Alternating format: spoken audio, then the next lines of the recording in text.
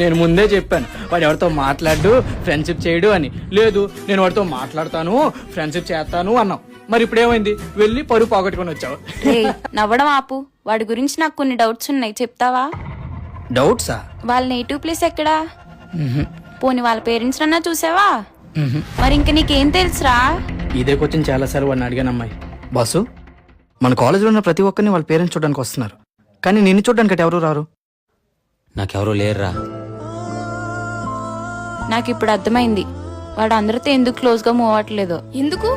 వాడి గతంలో ఏదో జరిగి ఉంటది. ఫస్ట్ ఆ మనిషికి ప్రేమను పరిచయం చేయాలి. పక్క వాళ్ళతో కలిసి ఉంటే ఎంత హ్యాపీగా ఉంటుందో చూపించాలి.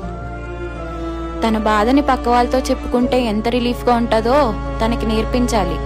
ఇన్ని చెప్తున్నావు, కాంపిటీషన్ వాడిని ప్రేమిస్తున్నావు అమ్మాయి.